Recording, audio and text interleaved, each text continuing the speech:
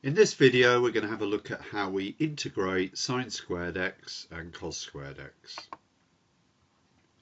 So we'll start off looking at sine squared x. Think about which double angle formula you can use to change sine squared x into a function so it can be integrated. Remember, we can integrate compound angles. It's the power that's the problem here. In fact, there's only really one double angle formula which includes sine squared x, and that's the cos double angle. So if we use this variation here, where Ra for the cos 2a is x. So cos 2a equals 1 minus 2 sine squared a. If we rearrange this,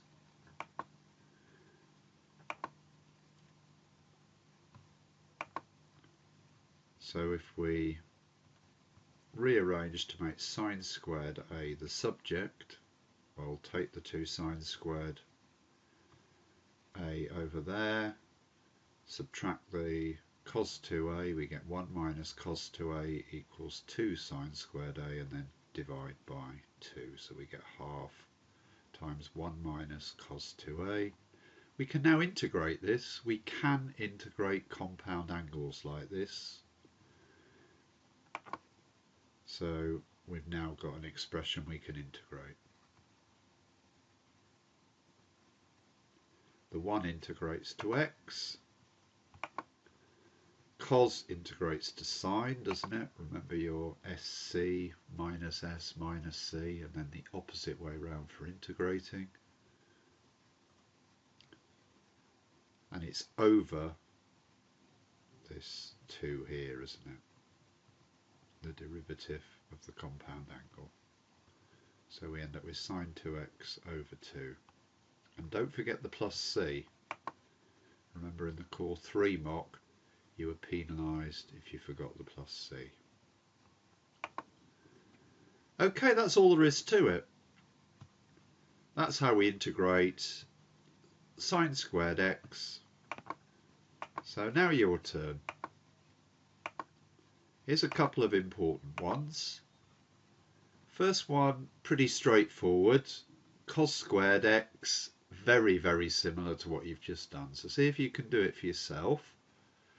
This one might require a bit more thought, but again, think double angle formulae and see if you can come up with something to find an expression that you can integrate. Bear in mind here that although it looks like we could use parts, if we did, we wouldn't really get anywhere, would we? Our right hand side integral will keep rotating these trig functions, so we won't get anywhere with integration by parts. So we need an expression. Again, think double angles. Pause the presentation, have a go. Okay, the cos squared x, as I said before, very, very similar to the sine squared x. This time we use this variation of the double angle formula for cos,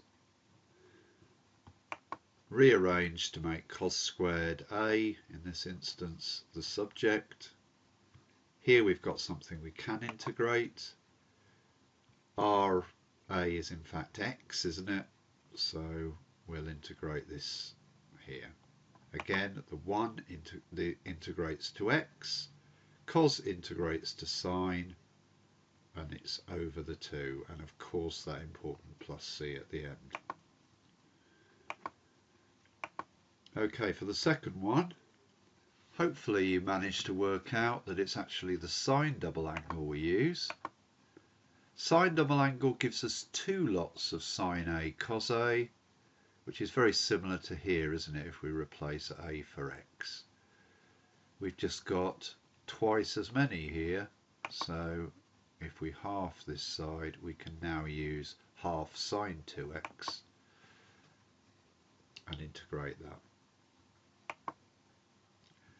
Sine integrates to minus cos, and it's over 2.